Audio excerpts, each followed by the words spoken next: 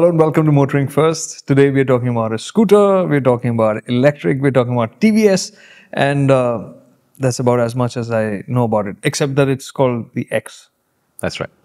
So Shumi, I know all this about this scooter. That's a lot, yeah.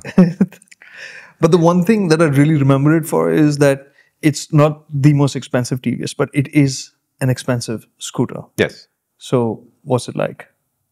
I don't know. What? Okay, You just went and rode it, right? No, okay. So let me be absolutely clear that from a normal motoring first, we would normally have put between 100 to 250 kilometers on a vehicle in real world conditions. The TVS X is an exception because I've ridden the scooter for something like 7-8 kilometers under controlled conditions. So I have a very, very limited experience of this scooter. So I will be able to tell you what they've tried to do, but I don't have a way of telling you how much they've succeeded or what the promise of this scooter is in the real world. I'm telling you this from the beginning. It's not a review. It's just a sense of what you might expect from the scooter when we finally get to see it in its final shape on the road, etc., etc. But it's on sale already, right? Bookings are open. They'd originally said they'd start delivering by November. Okay. Now they're saying they'll start delivering by December. Even that, if you remember, was a Bengaluru first and other cities later thing. So the schedule is already behind by a month. And remember, TVS did the same kind of thing for the TVS ST, the iQube ST. And the iQube ST is still missing in action. Okay, the first time you actually saw it was in Dubai when they had the global unveil. Yes. Now you've seen it in the open. Yes. The design seemed a little scattered. It's not scattered. I think the issue is that they had the right intent, which is we showed the Creon and we wanted to build a scooter that is as production close to the Creon as possible, which is admirable. And we've seen other manufacturers globally do this, where they show a car at a motor show or a bike at a motor show and say, wow, the response was so great, we're going to build this. Absolutely, product, Creon right? was awesome. Yeah. But when that happens within 2 or 3 years of that concept being shown in the production bike coming out, we are in design terms in the same phase of design globally. But I think moved from high embellishment, high adornment, high detail designs to really minimalistic designs today. Right. So if you take the Cybertruck as an example from Tesla, the Cybertruck is minimalist at the other end of the spectrum where you're in shock as to how minimalist it is, right? We are heading in that direction. So this design is very striking. It's very unique. There is no way you'll confuse the TVS X for anything else. But is it in sync with what's going on with global design today? No, I think it's a little too busy for that. And TVS have not helped themselves. So for example, the bolt-on aluminum subframe at the back is blue. The calipers are blue. The scooter is red. The aluminium mainframe is silver. The plastics are black. None of the plastics are untextured. And the textures on the plastic are also an interplay of glossy surfaces and matte surfaces. Plus TVS likes to do their little labels, right? Super stiff frame, synchro, whatever. So between this is a really busy scooter. Right. Like for example, the rear pillion foot pegs swing out on a hinged subframe. That's in black and it gets hidden in the scooter. It's one less thing to look at. I like it.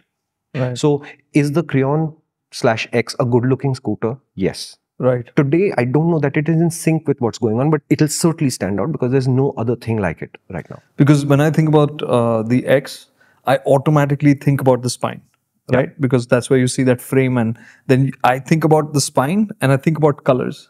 I don't get a face of the scooter right away. I think about these elements before I come to the face. Yeah, you're not seeing the front of the scooter in your head when you close your eyes, seeing the side of the scooter. Correct. Yeah, I get it. And that's where that sense of busyness, I guess, comes And at the rear, it's busier because when the tail goes up to the tail light, even that is not a clean line. There's also things that stick out and there's fins and stuff going on in there. But like we'd seen them do this even with the N-Torque. Remember when it came out that we said, oh my God, there are so many smaller panels going on. Yeah. But the N-Torque work. You remember an N-Torque face, right? Straight away. Yeah. That hasn't happened for me with this. Yes. And I think the gap from the Creon to the X is so long that we have a vague memory of what the Creon is, but not a clarity about what the Creon is, right? So TVS have done that vertical headlight with 4 LED units as a headlight and 1 LED unit as a DRL, and it has a pattern, and when you switch it on, it blinks in certain complicated ways and stuff. Okay, fair. But the 2 red panels that go next to it, you don't have a clear memory of that shape. Right. So yes, I think this design could have been improved if it was calmed down a little bit and put more in sync with what we expect from global design today. Opportunity and a missed opportunity, both sides. So have they been very clever about how the Creon was and what the X looks like? Yes. Is it in sync with what's going on? I think there would have been better sync. Okay. It's looks like a maxi scooter. Yeah. Right. And it's sized like a maxi scooter also. So it's a pretty decently sized scooter. You will not think of it as small or compact. Okay. It's a spacious, large looking machine. No doubt So about the it. Bergman, which looks like a maxi scooter but isn't sized like that, this is significantly bigger than. And on the Bergman, you've got a 10-inch wheel at the back, unless you buy the one specific edition that has a 12, and that's a skinny wheel. And so the Bergman sort of looks like Jim Bro. I did upper body work and I forgot my legs, right? The TVS X is far more proportionate than that. You've got a 110 section tire at the back, so it doesn't look under tired and stuff. And you know that TVS does great frames. Right. So even here, I think they've got the visual proportion in that sense and the performance and handling both more or less in the right place. Okay. So is that spine being used for something? Is it like a battery, or is there some space under that that's being used for something? So it's a genuine spine chassis in that sense. So it's a twin spar aluminum frame in the middle of which the battery pack is mounted. Behind the battery pack is the motor. Their cooling mechanism uses a little bit of ram air functions. So above the battery in the front, between the fork legs as it were, is an intake. And that intake feeds air to the motor at the back. So they're saying they've found enough thermal stability to not have to do any more than this. Okay. I did discuss with them how they're cooling the battery so effectively, because my question was, if you've done so much, if the scooter is so expensive, you might as well have done liquid cooling. So they explained to me that you're thinking of liquid cooling as a radiator and water jackets, but there are chemical ways to do the same thing. But they have a more complicated cooling mechanism than you think. Visually, it is an air-cooled mechanism. And on this day, in those 14 kilometers on a reasonably cool Bangalore day, I couldn't get it to misbehave heat-wise. What will actually happen in the real world, we'll have to find out. Okay. Can we get to the basics, a few numbers? Price-wise, it's at the... 2.5 lakh rupees ex-showroom is the price currently being quoted. It's at bookings. I think you pay 5,000 to book, fully refundable. First deliveries will only be to Bengaluru, as we've already said, and then TVS will expand quickly. I'm assuming the iQube network, which is a subset of the TVS network, is where all of these Xs will go. But I have not been given a timeline as to how this expansion rolls out. So that pegs it at about 60,000-70,000 bucks more than everything else out there? No, it will be much more, because the Ethos, etc., after the FAME subsidy and all of that drama, they're still at 150, 60, 70. Correct. This is 2.5. Correct. So I'm saying non-subsidized, because this will not get subsidy. This is well beyond FAME from the beginning. And I think in this particular case, the chargers aren't bundled. So you'll pay 250 for the scooter. I think the cheapest charger is a 900 watt or 950 watt charger, which is, I think, 16,000 rupees. Then there's a 3 kilowatt option, which you pay, I'm going to say, another 12 or 16,000 rupees for. I'm not able to remember the number. So if you add up the costs and then taxation or whatever, this will become a 3,20,000 rupees scooter. So any which ways, at least a lakh more than any other electric scooter. In fact, the price was the big sticking point even at the Dubai event, because when everybody said 2.5 lakh rupees electric scooter, TVS has lost it. And remember, the charger prices were not in the part of that conversation. So it's actually 2.5 plus, if you take the expensive charger, the 3 kilowatt charger, it's almost 3 lakh rupees X. Then comes taxation. So I think TVS is building a halo product. Right. This scooter will go to a limited number of people who are willing to invest that kind of money into an electric vehicle. It's a demonstration of technology. It's a demonstration of something that the Europeans and the Americans might gravitate more towards than Indians at the current state. And TVS very clearly now has global ambitions, and they want to be a bigger name globally. So they're creating products that may not fit our timelines right now, but they might fit a global timeline somewhere else. But I think that's awesome that for TVS, like what you spoke about, the battery pack, right? That them having found a solution which is simpler and works quietly in the background is just so TVS. Trust them to find something that's simple and does the job, right? And for them to do something like this, which is really out there in terms, outrageous, seems like a new mode of TVS, which is interesting, I think. Yeah, but I'm not completely convinced by this new mode of TVS either. Because if you look at TVS's communications for the RTR 310, for the TVS X, it's a lot of gizmo, gadget, technology. But I think TVS is an engineering organization. And so I'm going there. Go for it. If it's this expensive, I'm expecting it to be wow in terms of its hardware. So, and I already rate the iQube very highly. So this is like a sporty, fun electric. Is that where it's going? I can't give you a clear, definitive answer saying, yes, this is sporty and fun. No, I mean on specs, like battery pack range. So see, the battery pack is 4.44 kilowatts. It's an NMC battery, not LFP. And so it gives you a rated range of 140 kilometers ARAI, which if you think about it is not Oh, it's not mind blown, right? Yeah. And then normally our experience is you'll get about 70% of that in real world use. So Correct. that's a 100-kilometer battery. Yeah. So your mind is already not blown, No. right? In terms of performance, it's a 7 kilowatt continuous output going up to about 11 kilowatts max output. So let's think about that as 10 or 11 bhp steady and about 15 bhp maxed. Is your mind blown yet? Not yet. So if you, the rated torque is 40 Newton meters. Now there is a difference in performance. So where the Athos, etc. claim 3.3 seconds or 3.6 seconds is where the range is for 0 to 40 kilometers an hour acceleration. This thing is 2.9. Okay. So is it quicker? Yes. Is it so quick that you're like, oh yeah, this is awesome? No, I don't think so. Top speed? Top speed is 105. Yeah. So I think that in the city environment, where the edge case numbers like full acceleration and full top speed are not a big challenge, I think this will be a fun scooter to ride. But when you take the universe of this scooter and narrow it down to, hey, what does it do by itself? Then I don't think this is going to be a super, super exciting scooter. It will be a fun scooter. I also spoke to a couple of other journalists, like I spoke to Jehan at ACO, and the reason why we had to speak is because the limited amount of time that we rode the scooter, so everybody was just sort of checking, did you feel the same way or not, right?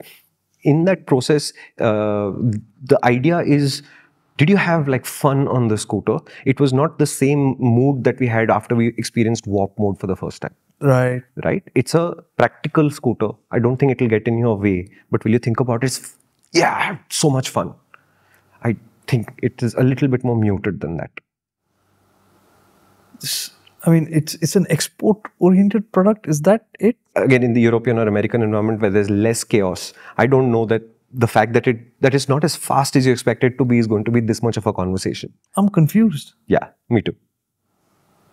Okay. Me too. And again, I only rode the scooter for 11, 12 kilometers inside the factory in a couple of environments. I will still want to verify it out on the street. But is this a product that I think is going to be mind blown? I have a feeling that no, it's not going to get quite there. Okay, let's talk about the practical stuff. Did it feel heavy?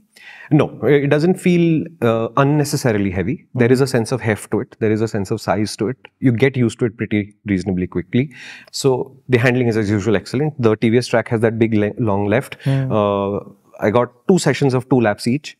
But by the first lap, I was almost scraping stuff. By the second lap, I was scraping stuff. So no confidence issues there. Right. In the process, I discovered that while TVS didn't tell us that they do this, there is a certain lean angle at which they cut off the torque. So it's not 0, but it's not increasing anymore. So I'd get to that lean angle. I think it was 77 on one scooter, 78 on the other, and 78 on the third one. I rode 3 scooters in total. And at that point, it would just not give me any more acceleration, although I was ready for it. So then on the last laps, I started cheating by lifting the scooter and keeping my body there, and then I'd get acceleration out of it. Right. So maybe TVS will recalibrate the lean angle, and let's assume that was say 38 degrees. So maybe that cutoff will now come at 39 or 40 degrees. But there is no traction control, there's no ABS at the back and stuff. So they're being a little conservative about it, as TVS normally would. Right. Will it be in your way? No. This is an extreme case. But in every other case, it accelerates well. It turns really nicely. It sits at lean angles with confidence. The only thing I would change on the dynamic side is that it's single channel ABS. Rear is disc but not ABS. And I can't feel when the lockup is coming. Okay. So every time I braked hard on the scooter, I would always lock the rear. And over these 6 laps, I could not tell where that point was. Okay. So I can trust the front. There'll be no issues. If nothing else, ABS will kick in. Rear, I could not tell. So I wish there was a little bit more feedback in the rear lever. I want you to know that we've been to TVS's track at Hosur in the past many times. Yeah. And we've ridden things which are, you would laugh off as mundane, like, but like right now, just talking about it, I'm getting goosebumps thinking back to the Zest. Yeah. The kind of fun we had. So like, how TVS can engineer even the smallest of vehicles and the most everyday vehicles. Zest, they had categorized as a women's ladies scooter, small, petite thing. Yeah. But all of us went back to TVS and said again and again, why don't you just bring it in black or grey? Because it was in all those poppy colors, right? Yeah, pinks and blues. Yeah. They said, get it, guys. We want to recommend this to guys, right? And guys just kind of balk at the pink and the blue like that. And still, we know guys who bought the blues, right? Yeah. They can make the small, simple vehicles also so much fun. So that was where I was coming for. Yeah. Coming from for the X. Yeah. So I had fun. Don't get me wrong. But was it like a scintillating experience like the Zest was? No. It was very calm, confident, calculated even. But outrageous, no. This is not going to feel like an outrageously good electric scooter. I think it's going to feel like an extremely competent electric scooter. Right. But for a Halo product, maybe it did need to be outrageous rather than competent. So I think there is a gap, but we'll figure this out once we get the bike on the street instead of these closed environments. Since I told you that I rode 3 different units, you should also know that I had 3 different suspension experiences on them. And TVS said tire pressures were checked on all, so the variation is coming from suspension. The first scooter I rode had a really nice ride quality, where it was nice and comfortable and plush.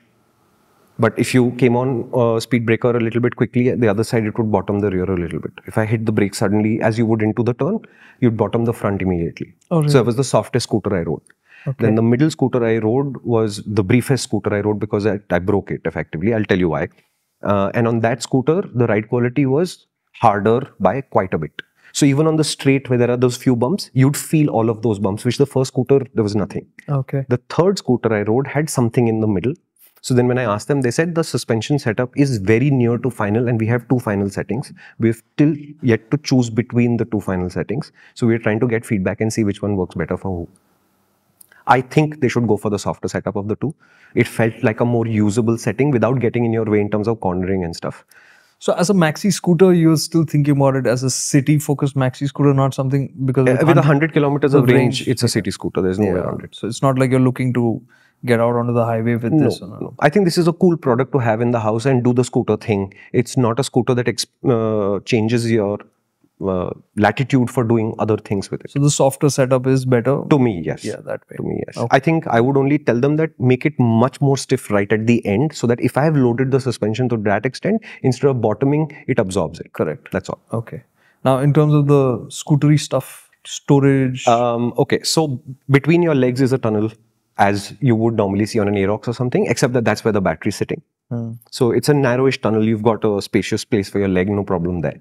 But it's not practical in terms of I can't store anything there and the charging port is right there. Sorry, where's the charging port? In between your legs on the top of the tunnel. Like the Aerox's fuel filler cap, that's roughly where this thing's charged. Okay, so in the spine itself is where they have the slot. Yeah, and the battery is right under it. So it makes sense. Under the seat is 19 liters of storage, which in scooter terms is one step short of terrible. And this is only because, for example, the River is carrying 44 liters of storage in that space. The Ola is doing 32 or 36 liters or something like that. And even the Ather, which we don't regard as a market leader in this part of the game, is also doing, I think, 20 plus liters. So TVS have a really small amount of space there. Understandable because the tail tapers to a point because it's a sporty scooter. If they were wider, they would have more space. If they didn't want to create the clearance between the wheel and the tail to make it look sporty, they would have had more space. Obviously, they don't have the option. What I'm really, really unhappy about is that the portrayal of this is that it will take a full face helmet. How does a 19 liter space on a narrowing scooter take a helmet upside down? And to me, that's just, I mean, it's unbelievable that, you know, geek level, nerd level engineers at TVS would not see the fact that helmets are always stored with the open side down on the ground. That's where the rubber bead is to protect the shell, but they're expecting you to store the helmet upside down. And when I asked them this question, they said, I think we should test the helmet and see how much damage it creates. And maybe it doesn't create as much damage as you think. So to me, I would just never store a helmet under that thing's seat. There's no way to do it. I mean, and that's if it closes with the RI in it, because we know that the Indian full face helmets will still fit into many of these seats. The global standard helmets generally do not. The River Indy, I think, is the only exception where it did go in. On the River Indy, I should point out, if you do that, protect the front of your helmet because you will definitely scratch up your visor. All right. Right. So is there enough storage on this scooter? I don't think so. You'll have to learn your way around it. Not enough by electric scooter standard. No. And electric scooters have moved the game on. Right. When everybody was saying 16, 18, 19, 20 liters of storage, River Indy was saying 44 liters of storage. So it's not even in the same magnitude. But again, TVS is saying sporty scooter, not practical scooter. So just like we discounted these factors for the Aerox, I think it's only fair to discount these for the TVS X also. Scooters are practical things. But the TVS X says upfront that practicality is not the forefront of what it does. It's supposed to be the cool product that sets the agenda for what TVS could do if the engineers were unleashed and said, great, don't worry about price, just make something. Do you think this is like a beta of sorts? Like, because it's electric, they can amp up the power, a beta suggests something that is in development. I think this is the first step in a direction. Right. right? It's not beta in the sense of herky-jerky, unfinished. Correct. That's not what I mean. What I mean is this like the first step. Like to say... I think, look, if you consider TVS as a company that's changing and becoming a global relevant organization, then they can't be seen as a manufacturer of practical products only. They have to show another side to it. I think this is one way to explore another side to it. And I think if you were to compare their two recent products, which is the X and the RTR 310, I think the X gets a lot more right than the RTR 310 gets right. So in that sense, I understand what they've done. Does it click into place? X does more right than the RTR 310. Yeah. Because see, if after 10 years, the 310 is still a 310 where the market has moved on to a 400, I have a lot of questions about why that engine didn't grow. If the conversation about the 310 is about all the gadgets and gizmos that it gets, but when you go to the showroom, all of them are optional things you have to pay extra for. The 2.74 price is actually relevant to the conversation. Then I have questions about why is the conversation not about the engineering of one of the best frames on the market? Instead of, oh, we have an IMU now, so we can do these things. Sorry, I started thinking about the RR, not the RTR. Yeah. So to me, the TVS X gets a lot of those elements very right. But they are also setting expectations correctly by saying, hey, not a practical scooter, not something that you'd go with your wife to do shopping on. It can, but you'd be carrying your bags because under the seat, not much is going to fit. So fair. Okay. So then basically, I'm hoping that in the real world or whenever you get more time with it, that it's actually more exciting in its performance. I hope so too. Because the way it looks, the way it's priced, the way it's, I mean, the lack of, I mean, being less practical than other EVs, the one thing it should nail is being exciting according to me. And also, just to set context for you again, once, when we rode a fast bike in a controlled environment, you can tell that it's fast and it'll come to the real world and feel like, wow, this is so fast. It amps up. When you ride a bike in a closed environment and you say, this feels quick, then it can come out and feel like, yeah, it's fast enough. But when a bike feels too subtle, even in a closed environment, then when it comes out, it can fall down to, oh man, this is almost boring. So we don't know where the X is going, but I think it will fall on the side of fast enough. So in the traffic, you will think like, yeah, I have a nice fast scooter, but did I feel excited about the acceleration as I was riding at the track? Honestly, it's a little too mild for me. I think TVS could have given it more. So it doesn't have modes? It does have 3 modes. Okay. They're called Stride, Something and Sonic, all spelled with an X in the beginning. And TVS, I think, gone to town because... What? Yeah, because every... No, 1 sec. Now you pronounce Stride with an X at the beginning, please. Stride. No. You know how Mahindra has a XUV 700, which is actually the 700. In the same way, this is the Stride, but it's spelled X-Stride. X-Stride. Yeah. If we were to take TVS's insight on how to pronounce things. So the platform is called the Xeleton with an X. What? Yeah. Skeleton. Xeleton. So there is a lot of Xing going on in this scooter. It's nonsense. It's almost ridiculous how many X's are in the story of the X. Can we do ridiculous? Not yet, no. So, but for what it's worth, what I think they've gotten right is that the 3 modes are completely different from each other and they don't feel like they approximate what the other mode does at all. So when you select the slowest mode, it is the slowest mode. It's not too slow. I didn't feel like, oh, I'm struggling with this scooter. It feels fast enough. But it's very different from the middle mode, which is significantly quicker, etc., which is significantly slower than Sonic, which is let's go. So it does have the idea that 3 modes which do 3 completely different jobs. Right. And I can see why you'd select this or this or this in a particular situation. They've got that. Okay. The problem is that the ignition switch, the right switch cube is a really complicated switch cube. Okay, sorry. The 140 kilometers is in Sonic? No, of course not. Economy. Whatever, Stride. Yeah. Again, I'm saying this is not a practical purchase. I think this is a not a frivolous purchase, but it's like a aspirational purchase where you're going to give up the idea of saying these few practicality elements it's not why you're buying the scooter. You're buying it for the performance, you're buying it for how it looks, you're buying it for I have a flagship product, etc., etc. Those are the values you're going for. Which is why this scooter will not sell well for TVS by the standards of what is good sales in India. And I don't think that's the goal here. Right. If I were TVS, I would immediately be working on the next version of the X, which would have even more performance, even bigger wheels, etc., etc. And you raise the bar again further. XX. I don't know whether it'll be called the double X or triple X or I don't know where you're going with this, but yeah, I don't know what it's going to be called. But if I know TVS, the number of X's will probably not grow because the connotations change and TVS is not that company. You and I both know this. If I want a more powerful version of the X, what would it be? Double X. See, because TVS, 450X is... No, TVS is... they can't do number and this. TVS is an engineering organization, remember? First and foremost, they're an engineering organization. Yeah. So X does not become XX in equations. It becomes 2X. 2x. It becomes X squared. X squared. Yeah. I think X squared is good. I want an X squared. I don't know when it'll come. I'm sure that TVS is already working I like on the it. name. I think it makes a lot of sense. And I think that 3 lakh rupee mark, X squared. No, I think you're wrong. I want the X cube. X. Because cube is their scooter line anyway. Nice. X cube. X So cube. you'll have the cube, iCube. Yeah. Then you'll have the iCube S. Hopefully, at least by then, we'll have the iCube ST. ST. Then you'll have the X. And then you'll have the X iCube. X iCube. iCube X. X squared. X cube. X cube. X cube. I think X cube is good. So what I was telling you is that in the... Yeah, the cubes. Sorry. Yeah, so the switches and UI UX is where TVS is doing a lot of communicating.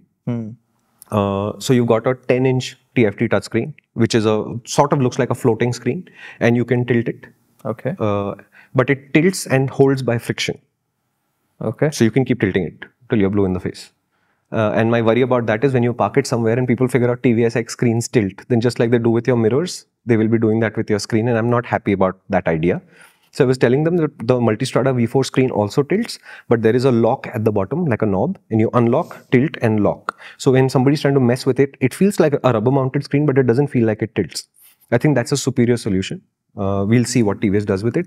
So have they nailed the idea of how to tilt it and it stays there? Yes, they have. Do I think it's a great idea to just do that much? I have a feeling that this will cause issues. Okay.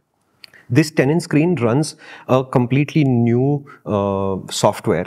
Think of it as TVS's own operating system and TVS's own app store is what they're trying to build. Okay. So there is a screen with widgets on it, and the widgets have football scores and cricket scores. It's got weather, it's got state of charge and all the other things. And it's a fairly complicated system in terms of it has a lot of ability already available and more will come. So in that sense, they are trying Any to... vehicle-related apps? So state of charge, tire pressure monitoring system, maps, you can do a 5... TPMS is... I don't know if it is standard or not because it's a little unclear right now, but it can do that. Okay. And you can see a 5-point trip on a map. It will show you charger locations, and TVS is tied up with a bunch of companies, and those companies are being able to tell them where the charging station is and is it available right now, etc., etc. If you're paying for fast charging, you'll be billing through the scooter's app itself. Wow. So they've built a system that says it will be a full environment of digital features, and I don't know what the name for this OS is, but it feels like TVS is trying to build an electric vehicle OS that they will now use for everything else. Limited feature sets for cheaper things and more complicated feature sets for other things. Seems to work reasonably well. The problem is that, and it's a touchscreen. Yeah, it's a touchscreen. And you have 5 levels of regen from very low to very high, which we couldn't experience because the battery was full. When the battery is full, the regen doesn't work. My suggestion to TVS was, and to everybody who's using preset regen, is regen must feel the same in all conditions. Whether you're able to consume that battery and put it, consume that energy and put it in the battery or not is irrelevant to me as a user. I want a consistent experience. So if I'm set max regen, which is I close the throttle and the scooter starts to slow, I want it to slow that much every single time, no matter what the state of charge is. If I it shouldn't be because, oh, you're at 90% plus, so there is no regen effectively. I don't like the idea of this regen kicking in at some point. So I was a moment ago at 92% charge. I closed the throttle, scooter went like a 2-stroke. And then it hit some critical parameter internally and now close the throttle and it's braking almost. I don't like that idea. I'll give you an example of this. On the ultraviolet F77 in ballistic mode, their top mode, they taper initial acceleration. So when you open the throttle, it's gentle and then it crosses the threshold and becomes hard. Combat doesn't do any of this. And every time I got stuck in traffic, I found myself switching back to combat because the ballistic felt unpredictable to me because there was up to a point it would be gentle and then suddenly it would be rock hard. I just wanted to be that kind of go because I selected that mode. In the same way, I don't want regen to change. They're not doing dynamic regen, let's be clear. It's a set of regen that you've selected, but if the battery is full, it can't do that. I wanted to do that and waste that power. It's okay. I want it to be silent when it switches to I'm charging the battery. I guess they got to figure out a way to waste it. That's the... Yeah, wasting energy is the easiest thing. Humanity is super good at it. So I don't think that that will be a massive engineering challenge. But what I was coming to is that there is a 3-way switch to arm the motor. Under that is a power switch to switch on the scooter, under which is the mode switch. So many of us switched off the scooter while we were trying to change the modes. Happened. 1 second. There's too many switches in a row. No, no, no. So it can switch off while you're riding? In theory, you could hit it. No, but that didn't happen. No, not. It was too short. Honestly, we will figure this out when it comes. Yeah. But the problem is that there's a row of 5 switches there. Understood. So there's a hazard, something in the front of the hazard, then a 3-way switch start ignition, then actual ignition, and then mode. So many people hit the power button instead of the mode button right at the beginning, for example. And then I broke the second scooter. Right? When I broke the second scooter, somebody from TVS said, let me just double check it once they rebooted the scooter. What do you mean broke? So basically, I was going down, I took the U-turn, I opened the throttle, max performance mode, full throttle, and there was a cut sound and the scooter went into standby mode. Oh. And after that, when it returned, there was an extra vibration. So I think they have a 2-stage transmission or something like that. Oh, really? It's a reduction gear kind of thing. So I think something snapped in there. Again, prototype, so it's not to be taken too seriously. But after that, the scooter didn't run well and they were going to verify what had happened. But while he was trying to verify and put the scooter into a mode, I watched him press the power button repeatedly and then turn the scooter off. Then they turned the scooter back on. And then they almost went for that button before they switched to the mode button. So I think that power button sitting there is going to be an ergonomics problem. It should be in the center of the scooter because it doesn't have a key. Okay. So this is the equivalent of the key. So it might as well be in the center of the scooter. So you can't confuse it. There's no reason for it to be on that cube. I would be happier about it. Today, you unlock the scooter with the watch or a phone app. 5 family profiles can be stored. So there can be 5 people who can use the scooter. But that button there is really annoying me because I saw multiple people make the same ergonomic mistake.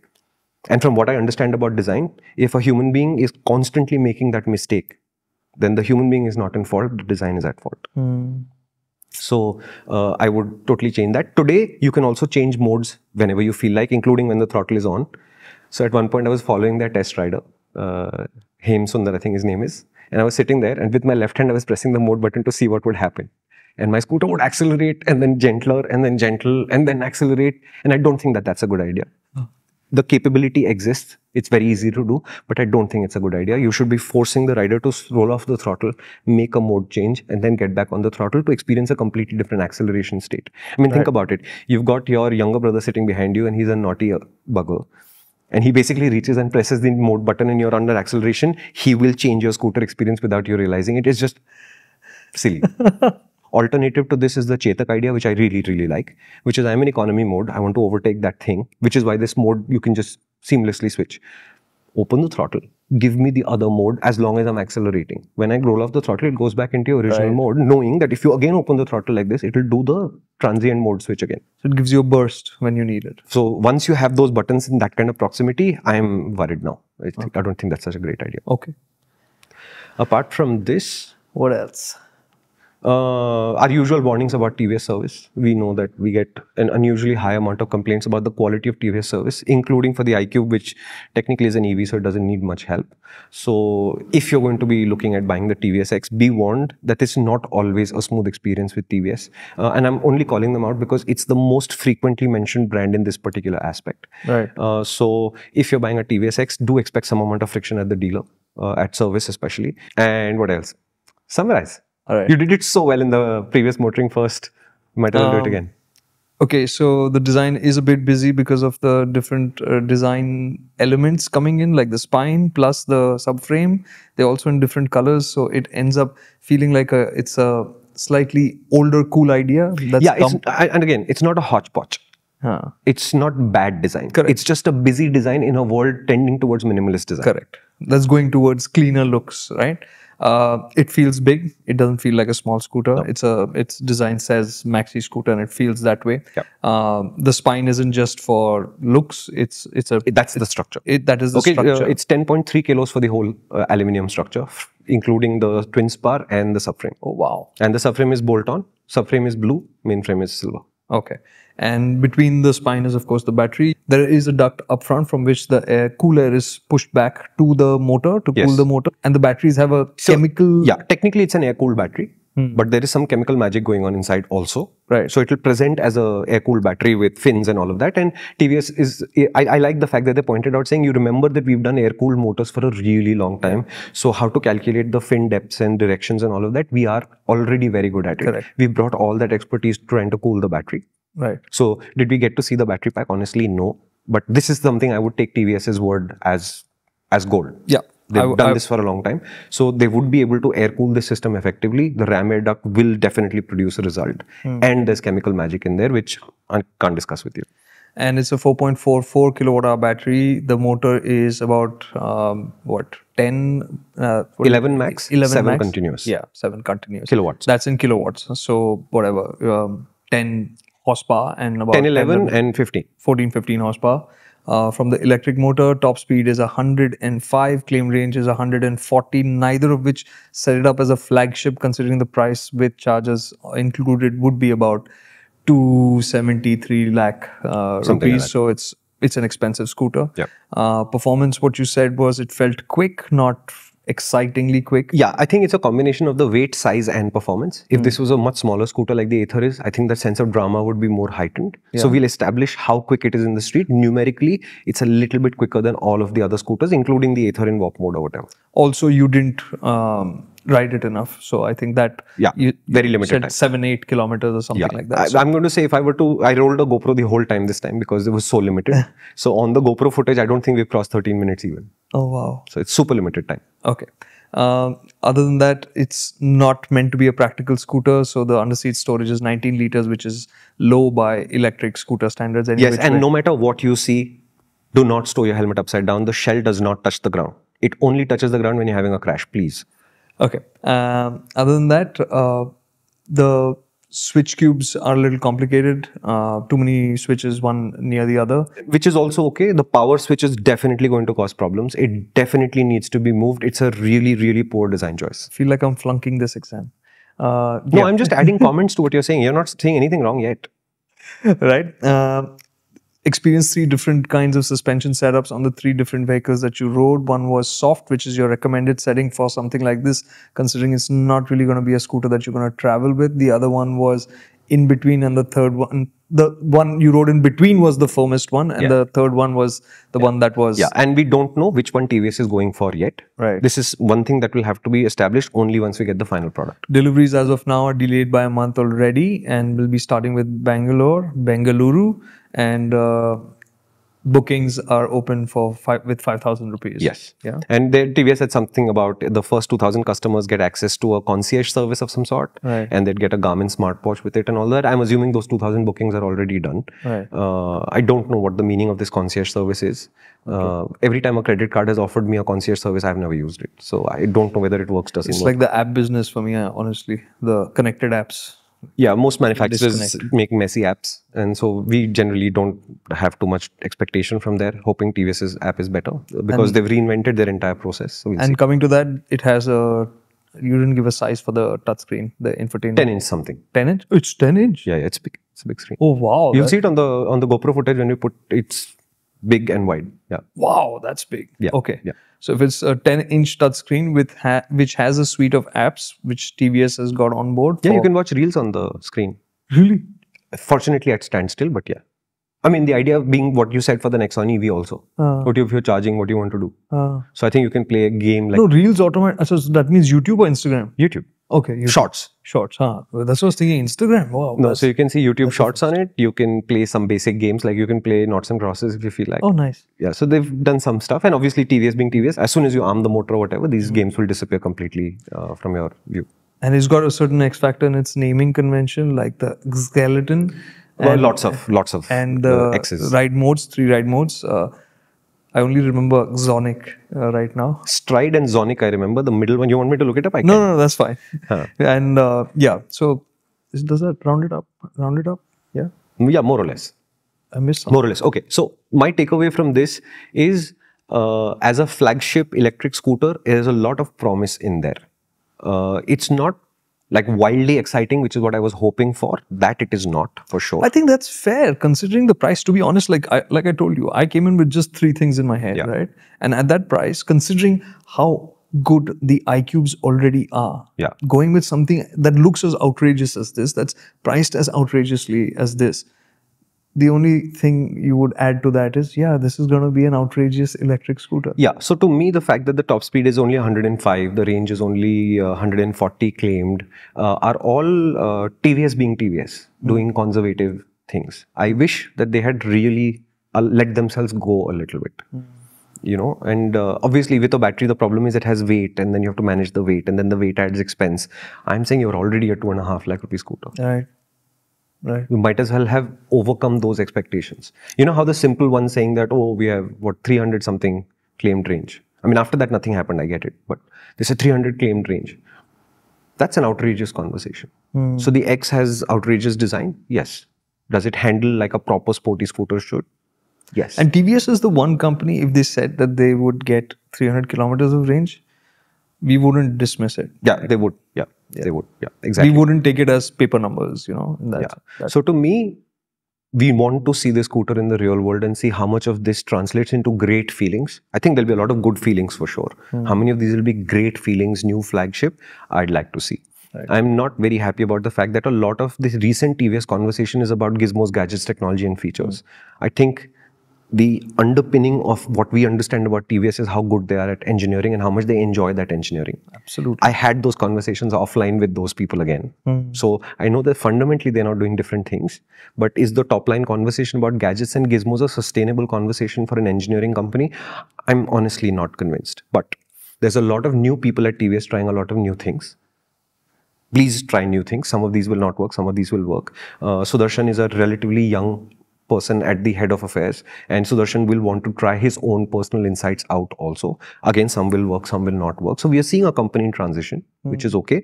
I think the transition should be built on what the company stands for in the first place, the thing that led them to being India's third largest motorcycle company, etc., which is hardcore engineering.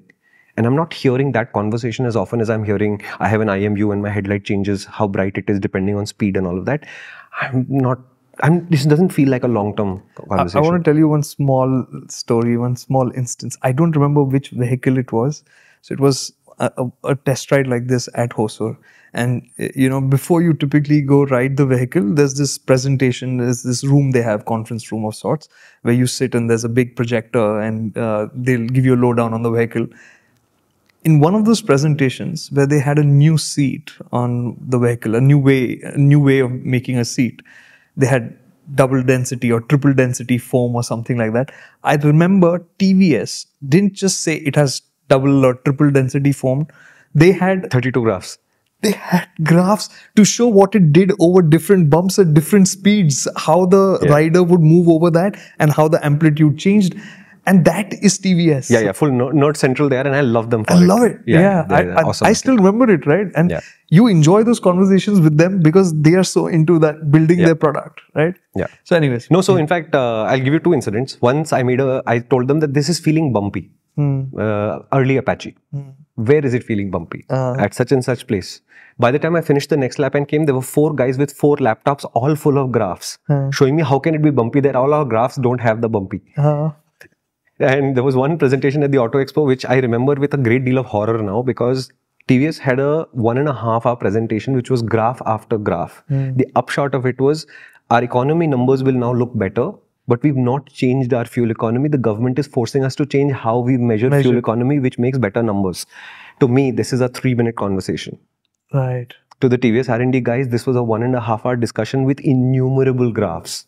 Right. And by the end of it, there were people there, and you know who you are. There were people there who were exhausted by this conversation and telling each other, saying, okay, enough, they get it.